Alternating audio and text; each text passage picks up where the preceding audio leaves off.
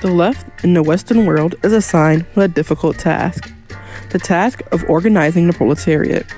Many leftist organizers who are active in their communities will tell you that organization and community building is, by far, the most difficult part of any communist job. However, if you listen closely, there is always a small asterisk to this common complaint, besides organizing with other leftists. One of the most common complaints you will hear in some various leftist circles is that the left suffers from a troublesome, everlasting, uncontrollable problem. The problem of never being able to come together on common grounds and organize into a strong, unified leftist front. This phenomenon is given the ironically agreed upon name of leftist infighting. This complaint, usually released as a pain sigh or an unconvincing catchphrase, is presented with some form of argument erupts between leftist groups. Anywhere from two completely different parties to nobodies on an online forum, or even between two people of 99% ideological compatibility. This common problem is almost always lamented with the solution of leftist unity. No fighting. And a call to set aside our differences once and for all. No fighting. No fucking fighting. No fighting. And help each other bring about a true united front, leftist-led revolution. No fucking fighting! Unfortunately, I will have to continue this trend. Good. Get the fucking... And say that I heavily disagree with this assessment of the left. In fact, I disagree with the entire existence of leftist infighting at all. Leftist infighting is a false narrative and mischaracterization of the left and its supposed role in a wider proletarian revolution. The notion of leftist infighting and its evil twin leftist unity fundamentally fails to understand the history, role, and boundaries of a truly, not merely leftist, but Marxist revolution. Wise words have already been spoken by experienced revolutionaries before us. In the words of V.I. Lenin, and I quote, "Unity is a great thing and a great slogan, but what the workers' cause needs is the unity of Marxists, not unity between Marxists and opponents and distorters of Marxism." End quote. Many proponents of leftist unity and leftist infighting seem to completely and almost purposely overlook this aspect of true leftist unity. You cannot and should not unify with anyone merely because they call themselves a leftist. A common retort to such a quote is usually a simple question. Surely we can deal with this after the revolution, right? Wrong. Dealing with incorrect, opportunist, revisionist, etc. lines that are created to feed off the power of the working class is not only part of revolutionary struggle, but is revolutionary struggle. Any serious leftist would take seriously the role of the vanguard to not only help raise class consciousness, but to actively develop, guide, and prepare for revolution. Merely uniting with any and everyone that calls themselves a leftist with no regard as to their ideological goals and allowing any deviations to take place for the purpose of an empty leftist unity, which can easily be replaced with the call of kumbaya, is detrimental to the overall health of the revolution. In fact, I would even dare to say that the disregard of the theoretical strength of the revolution actually exposes leftist unity and leftist infighting for the idealistic at best and opportunistic at worst lines that they are. I would warn that although some leftists do believe in the phenomena of leftist infighting and leftist unity, I am not saying that merely believing this will make you idealistic or opportunistic, but that the notion themselves come from idealistic and opportunistic thinking that could have origination from idealistic or opportunistic elements within the larger leftist movement. Basically, if you feel attacked, then you have some self-critiquing to do.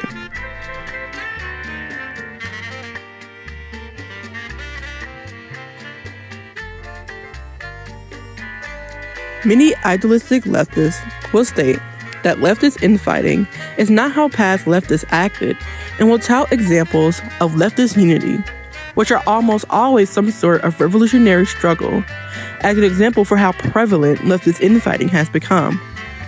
However, the description of an almost utopian leftist past that put aside their differences is not only ahistorical, but completely false. This revisionist retelling of past revolutions, most of which Marxist-Leninist revolutions, demonstrate that many of these idealistic, opportunistic leftists do not understand the basic need of studying history through a dialectical and historical materialist lens.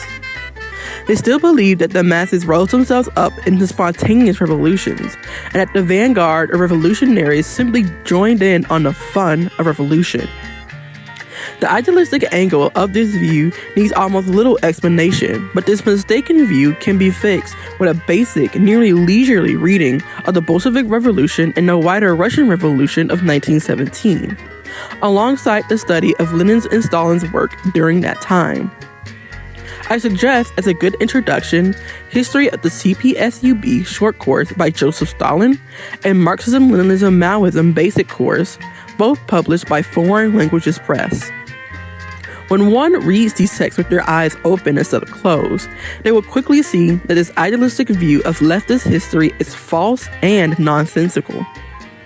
They will see the fight against idealistic, opportunistic, revisionist, etc. lines has been present since the birth of Marxism and instrumental in every subsequent revolution resulting from it. They will also see that the idea of leftist unity is actually an old, rotten suggestion of folk wisdom that refuses to die, right alongside the equally rotten liberal suggestion of voting for the lesser of two evils. The more opportunistic angle of leftist infighting, on the other hand, may need some explanation. The opportunistic style of leftist infighting comes in its solution, leftist unity. What? Did we just become best friends? Yep!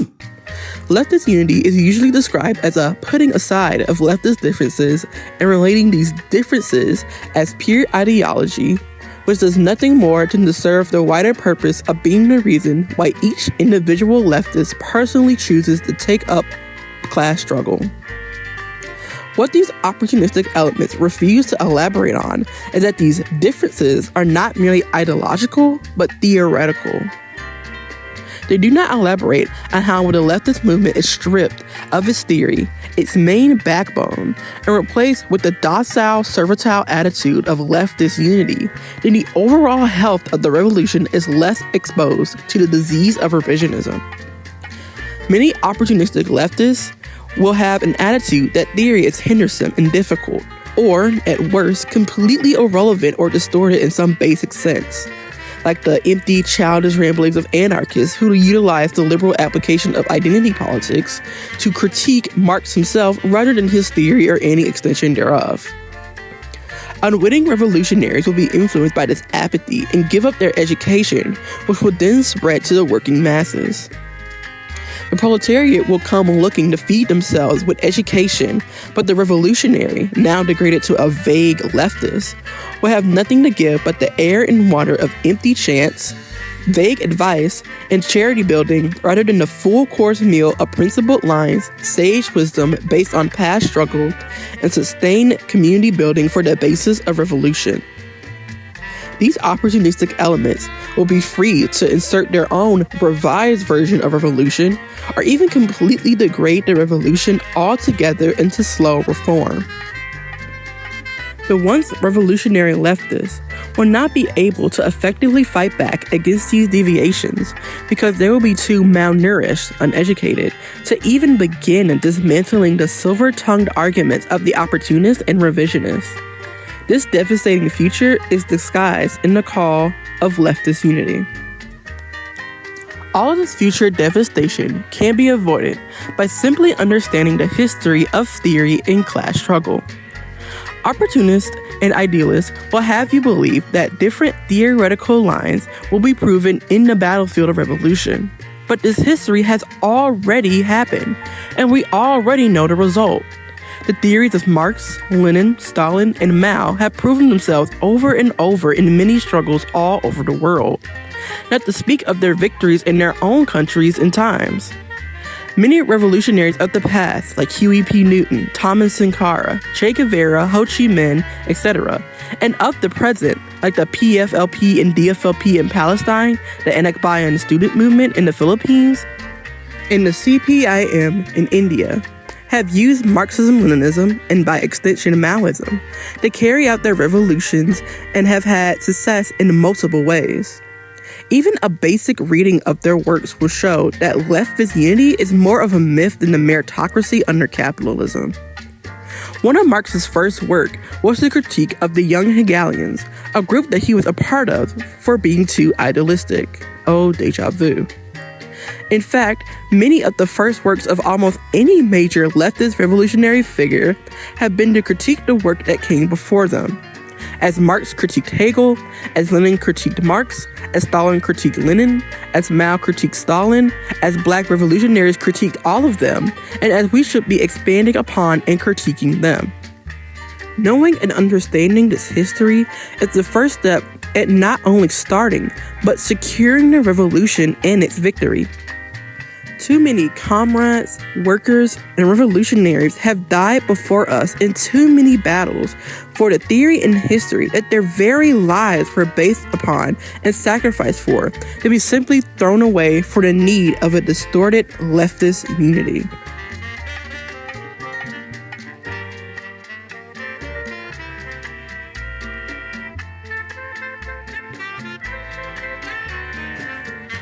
Studying and truly understanding theory is an integral part of the communist journey, as learning and understanding math, biology, and chemistry is integral to becoming a great scientist. What these idealists, opportunists, and revisionists don't understand or seek to obfuscate is that Marxism is a scientific theory. Marxism is not a lifestyle choice or an aesthetic. Marxism is not a simple matter of politics, ideas, or opinions. Marxism is built upon the very basis of material reality by the diligent study of the English working class by Marx and Engels themselves. They went out into their communities, studied their struggles, and then concentrated them into a working theory. Great revolutionaries after them have come along, applied, critiqued, and expanded on that theory like the diligent scientific Marxists that they were. Not understanding this not only dishonors but betrays the very basic fundamentals of Marxist theory. This cause of complete disregard can be traced back to a basic misunderstanding between idealism versus materialism. In simple language, idealism is the thought that your mind is the only thing that is material or exists, and that everything you perceive is unique to your mind. Under idealism, reality is a projection from the mind and changes based from person to person, thus every observation of reality is as valid as the last. As the name suggests, your idea of reality is reality. This can best be summarized in the phrase, I think, therefore I am. Materialism, on the other hand, is the thought that reality is an observable, tangible thing that our minds simply perceive. If we want to learn more about reality, then we simply interact with it. This is the very basis for things like science and physics. Our minds are ultimately creations of reality and thus dictated by it. Materialism can be summarized in the phrase, I am, therefore I think. These basic contradictions can be used to describe the base conflict between things like capitalism and communism. Capitalism is ultimately an idealist form of governance. The very foundation of capitalism is based on many impossibilities and falsehoods, as seen in the often contradictory and nonsense ideologies that hold it up. Communism, on the other hand, is sensitive to the methods and theories that are used to apply it. Theory is formed through adequate observation, analysis, and application. The results are studied and then applied back to theory. Capitalism doesn't exist in such a realm of constant theory and praxis. Many failings and failures of capitalism are attributed to other elements, such as human nature.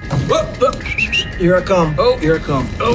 To say that greed is inherent to human nature is a fallacy and a lie. Or outright blamed on socialism or communism, or even outright ignored. An anarcho-capitalist idea of capitalism is just as valid as a social democrat's idea. However, a Trotskyist versus Leninist or Maoist versus Dengist idea of communism or socialism will result in wildly different realities. Communism cannot merely be separated from its theoretical base, nor will it benefit from it. An attempt to is simply an attempt to poison the workings of the revolution and taint the results of revolution with failure and revisionism. The same way a scientist would never conduct an experiment without first doing research is the same way a communist should never conduct a revolutionary struggle without first consulting the history and foundation of revolution itself. Marxists must be diligent in applying and respecting Marxism as a science, studying the result to reach a desired conclusion, nor should they ever reject the result of a socialist experiment just because it didn't result in exactly what they wanted. Every experiment must be studied and understood, and every form of praxis must be principled and applied seriously. As mentioned before, practice itself should also be informed by your theory. If you undertake an experiment in your environment and it doesn't result in something you expect or anything at all, you should examine what happened, re-examine your theory, find out what went wrong, such as what deviations were made and, if possible, who made them, and experiment once again. If you find yourself in an infinite loop of the same actions over and over again with no measurable difference in your material environment or even the slightest rise in class consciousness, chances are that the theory that you are using is inadequate for your environment or, at worst, completely useless. Your theory should be an active theory of change. This is best described in the much longer yet wonderfully written article by the Cosmonaut magazine, The Problem of Theory and Practice on the Left.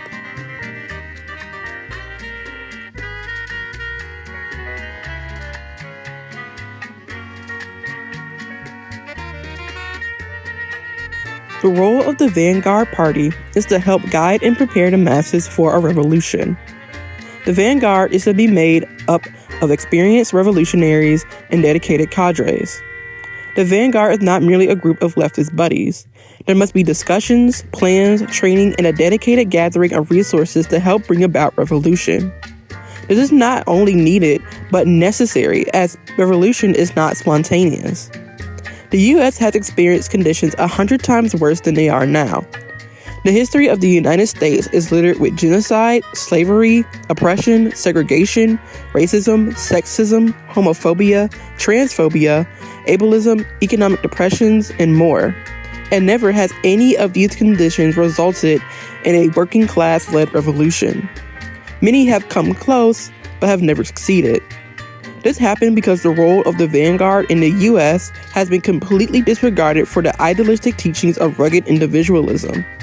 Even collective action is individual to the exact person that enacted.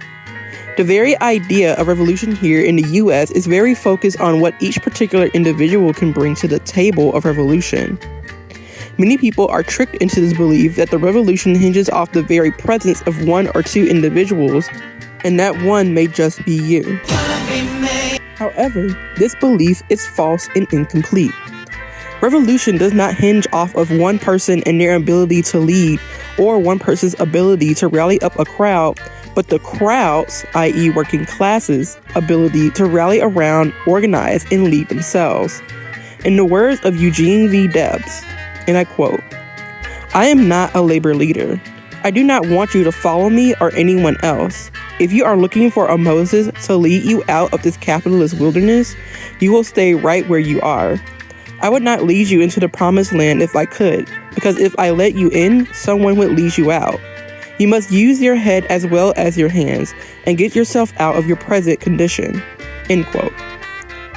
This condition is also warned about by Liu Xinquai in his book, How to Be a Good Communist. And I quote, "These people knew absolutely nothing about Marxism-Leninism and could only babble Marxist-Leninist phraseology, and yet they regarded themselves as China's Marx or China's Lenin, posed as such in the party, and had the impudence to require that our party members should revere them as Marx and Lenin were revered, support them as the leaders, and accord them loyalty and devotion. They went so far as to appoint themselves the leaders without being chosen, climbed into positions of authority, issued orders to the party like patriarchs, tried to lecture our party, abuse everything in the party, willfully attacks and punish our party members, and push them around. These people had no sincere desire to study Marxism or fight for the realization of communism. They were just careerists in the party, termites in the communist movement." End quote. The vanguard is one of the most important elements to having and securing proletarian revolution. This idea of waiting for a leader or spontaneous revolution is an idealistic notion that leaves the masses open to deception, especially with the assistance of a leftist unity. Anyone can come by proclaiming to have read all of theory and proclaiming themselves the true leader of the revolution. Many opportunists cherry-pick parts of theory to fit their agendas, similar to a dishonest priest cherry-picking parts of the Bible to manipulate their congregation, and use it to critique past theory as irrelevant or to give their movements false legitimacy. Don't you want to become a cult leader? The follow-the-leader-like mentality of opportunists can also lead the vanguard and wider masses to fall into great manning in forming cults of personalities around leftist figures that are nothing more than a fandom for their favorite leftist creator. It is easier than ever to form an online presence, and many organizations are unworthy of even a single follower, let alone being taken seriously. However, their opportunistic pandering, also known as grifting, will trick many into following them nonetheless. Never before in human history have people been able to access large amounts of information for free and in an easily available manner.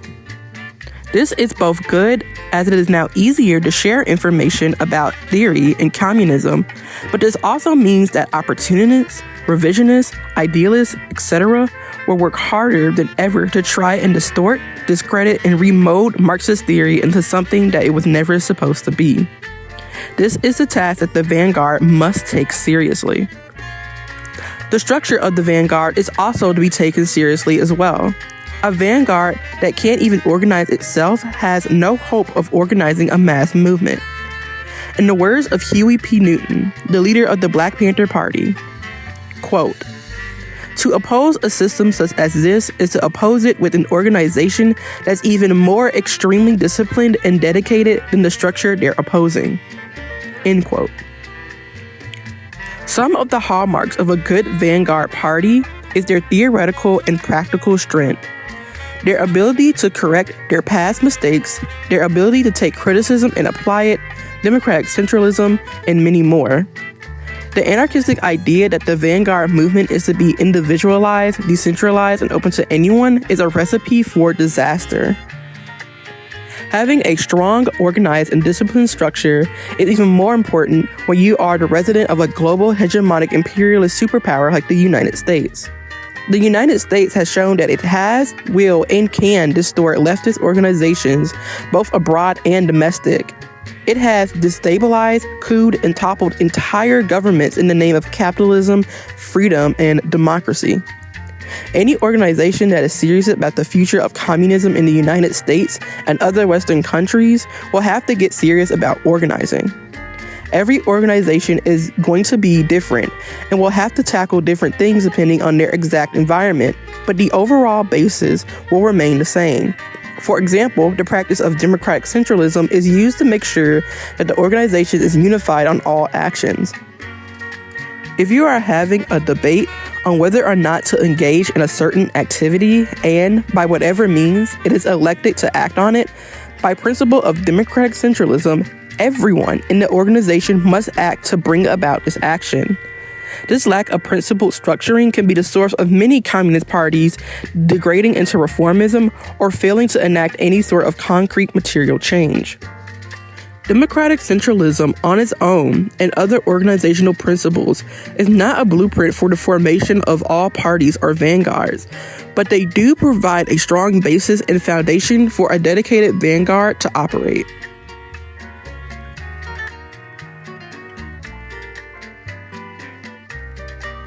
Well, what about the right, you may hear? The right is so much better at organizing. Why can't we be more like the right? I answer simply, what about them? I'm sick of hearing about about them, but I can't get away from them. They're everywhere, in my face. We as the left shouldn't be impressed or surprised by the organizational ability of the right. The right have been out-organizing leftists for the majority of modern human history because of the safeguards of capitalism. As Lenin said himself, for a time, even after the bourgeois elements have been cast out and overthrown from their position, they will remain more powerful than the proletariat, and their hatred for the working class will grow tenfold and their aggression will become 100-fold.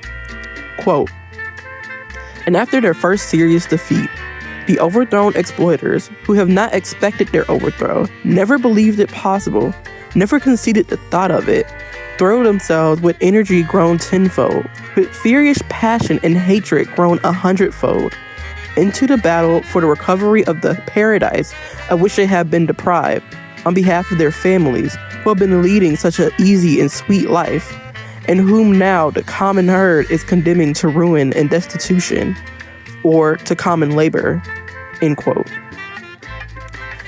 Many revolutionaries and theorists have come up with the very theory that not only the right uses, but to explain them. Even simple things like Eco's 10 points of fascism describes the fascist mind better than any reactionary could muster up on Twitter or X in the next 100 years. In fact, a close examination of fascist theory will show that it is just an extremely bastardized version of Marxism. For example, Hitler is quoted to have said, "I shall take socialism away from the socialists." The Nazi Party was infamously named the National Socialist Party and appropriated Marxist rhetoric and language to push for their racist, anti-Semitic policies while claiming that Bolshevikism was a Jewish plot. Alt-right parties like Patriot Front will appropriate pro-worker language and rhetoric to appeal to white workers in their area to bring them into their ranks and infect them with racist and anti-socialist ideas. However, these tactics can be overcome by understanding fundamental differences between right-wing collectivism and left-wing collectivism. Right-wing collectivism is better understood as its base principle, conformity. Right-wing conformity demands that whoever submits themselves to it must give up themselves or parts of themselves to help uphold the status quo, something that usually benefits the ruling class. Conformist ideologies ask others to reject themselves and struggle for the idea of a greater good of society, while not questioning whether or not the society is even worth upholding. Any dissenting opinion is met with fierce ridicule and silence, and any break in the adhesion of the group is seen as a sign of weakness. Is this starting to sound familiar? The same smell of conformity can be found in the idea of leftist unity. The idea that we must always present ourselves as a single cohesive unit with no differences in ideology, focused on nothing more than the immediate future, is the same ideological stance underpinning both of the basics of right-wing conformity and leftist unity. This underpinning is not mere coincidence, as it is further exposed in the further examination of left-wing infighting. Continuing, right-wing infighting is not truly infighting in the sense that the right is trying to find a more improved version of its ideas, but comes from the classic belief that might makes right. Might makes right, and might alone! Without strength, we have nothing! The right's version of infighting is merely an excuse in which party, group, organization, etc. is the most willing to carry out its ideological line. When a group has proven itself strongest, the rest have no choice but to fall in line as to their principle of conformity. Right-leaning opportunists and leftist spaces hide the same principle behind the call to leftist unity. As stated before, if a leftist believes in this call, they themselves may not be a right opportunist, if opportunist at all, and could be one of the many that has fallen into this ideological trap. What is more likely is that this idea simply seeped its way into leftist ways of thinking because of the right-wing bias of capitalist society. The individualist dominating might makes right brand of conformity has been a form of unity that leftists, especially in Western society, has been subjected to from the very minute they have been born. This idea of unity under a capitalist society is rarely questioned, and when it is, is not broken down into submission by the reactionary forces of society, then it is very rarely worded in a way that isn't shrouded in pseudo-intellectual nonsense. Recognizing the underlying right-wing logic of leftist unity is one of the first steps for many leftists and aspiring revolutionaries to recognize and dismantle, to help them achieve an understanding and appreciation of fighting for a truly Marxist, communist revolution. So in contrast, what is left-wing collectivism? Left-wing collectivism is based on the principle of solidarity. That's cool, solidarity. How is solidarity different from conformity? Solidarity, unlike conformity, doesn't ask differing groups to merely fall in line with a singular, unwavering political line, a common mistake made among the proponents of leftist unity, but to combine and conjoin the various struggles between different groups to create a solid political line that will benefit the most oppressed and marginalized of all societies. Unlike the right-wing deviation leftist unity, solidarity recognizes the differences between these groups that comprise society and asks them to bring these differences to the table of debate and discussion. This approach is more in line with the nature of respecting Marxism as a science that is to be expanded, applied to, and recorded from its environment rather than a dogmatic gospel that is to be preached to the masses. This also opens up the door, inevitably, to disagreements and arguments that must be resolved and concluded rather than avoided or casted aside for the sake of unity. If your theory, or your practice thereof, cannot resolve the simple reality of differing opinions and contradictions, then you do not have a Marxist theory, and surely you will not have a Marxist revolution. As we can see, left-wing collectivism is not this idea of accepting people merely as they are, or anyone that calls themselves a leftist. Those who are serious about revolutionary struggle will uphold the need for theory and practice, and not feel compelled to constantly compare themselves with the right. Left-wing collectivism is not about accepting anyone as they are, but accepting that everyone's struggle is collective and inherently intertwined with the overall history of class struggle. This is usually referred to as identity politics, but identity politics is a liberal appropriation of a much more Marxist and scientific application of intersectionality. The distinction between the two and their history is something that is to be tackled in another article, but the main point is that, unlike identity politics, intersectionality studies and reviews the history of things like racism, sexism, homophobia, etc. as inherently intertwined with capitalism, rather than systems of oppression that live outside of or alongside it. For example, slavery under an intersectionalist view is seen as a system of intense, dehumanizing racism that rose out of the capitalist system of slavery, which itself was a system of labor exploitation. This shows that racism and capitalism complemented each other's growth, as the system of slavery was only possible on such a massive scale because of the dehumanization of Black people through the lens of racist science, belief, and institutions. This view takes into account the white supremacist infrastructure that Black Americans face to this day, while also not denying them their role as working-class citizens as well. However, the identity politics view would assert that slavery was simply a racist system and the supporters of racism were simply racist, while ignoring or not including the exploitation of labor that was also occurring. It puts the focus solely on race and individual racism while abandoning all analysis of how capitalism and the exploitation of the most vulnerable workers helped in the spread and intensity of racism. Because, under the pro-capitalist worldview of liberalism, the exploitation was fine, the racism was not. It is the application of these ideas and the upholding of all struggles and in pursuit of class struggle that make the left so fundamentally different from the right. We are not to be concerned with how the right operates itself. The right is the opposite of the left after all, and we should do our best to maintain this dichotomy. The foundation of Marxism is a tool that should be used to help us understand the world around us, secure and bring about revolution, and bring about a communist society.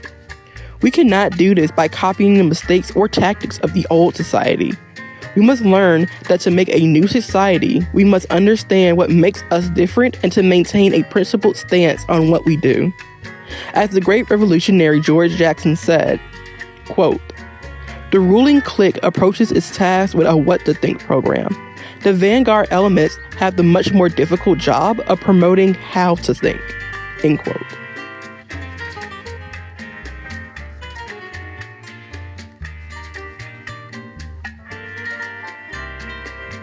The Western left is not perfect, nor is it uniquely broken.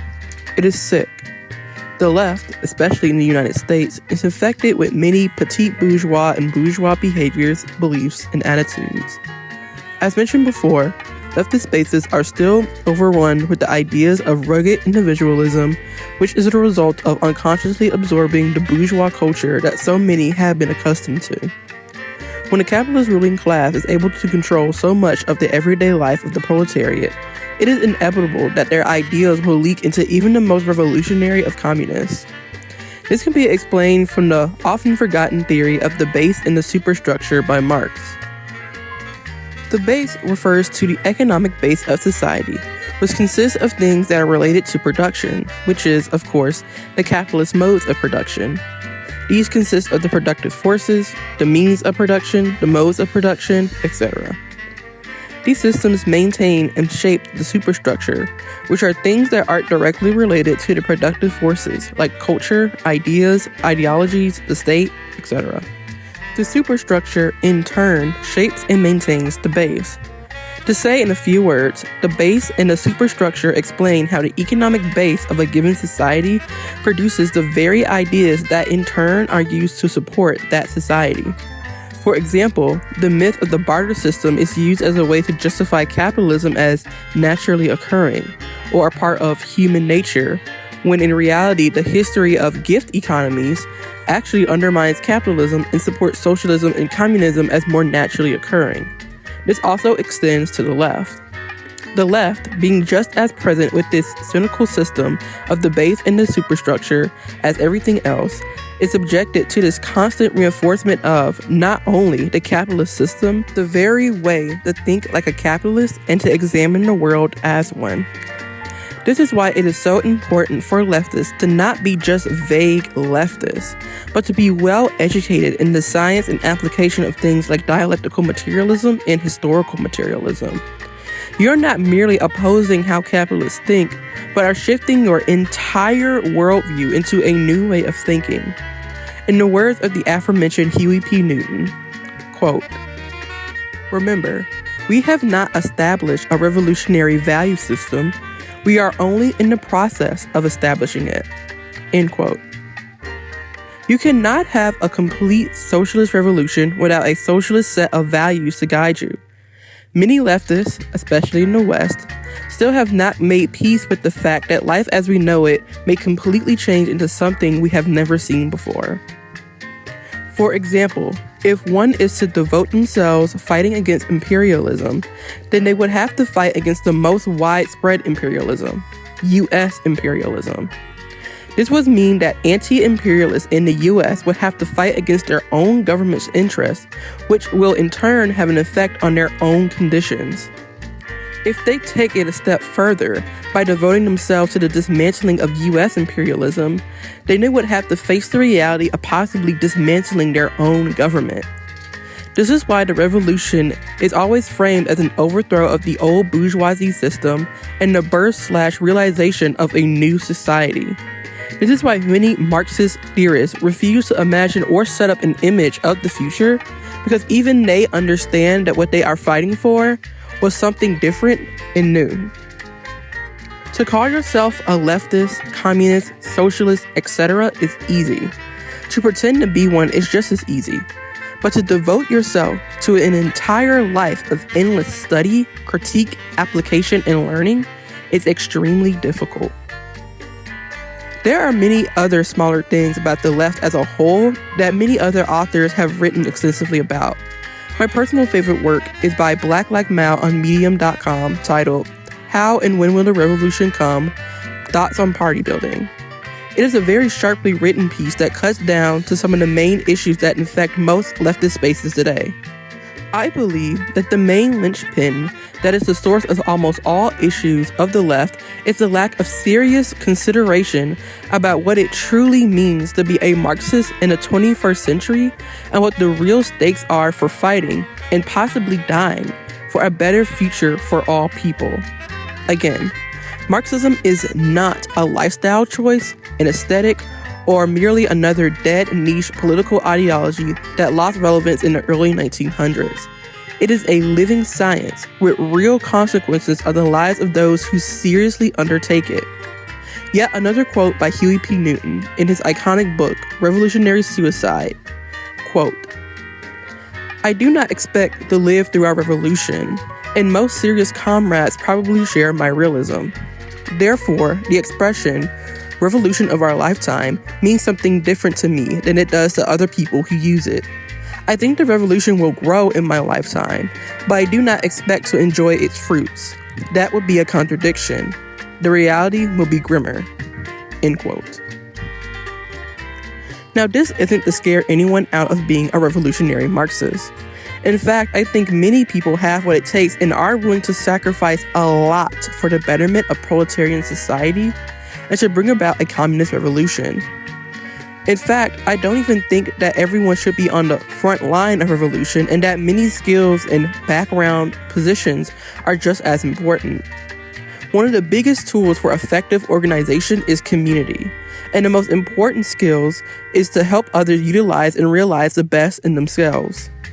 If you are a part of an organization and you don't feel as if you are becoming your best self, then you should probably consider joining another one or try to change the environment to be more encouraging, serious, but not dreadful, and uplifting. If they are lacking in theoretical knowledge or practical application, assist them in the pursuit of knowledge and encourage them down the right and correct paths. If your organization is serious about improvement, then they will listen to your critiques with honesty and openness. If they do not listen, then join another organization or start one with other like-minded socialists and work together, utilizing all the skills available to you. Do not fall for the idealist vision of leftist unity or the opportunistic ideas of leftist infighting to avoid conflict. All Marxists must be seriously willing to defend, fight, protect, and secure the revolution by any means necessary.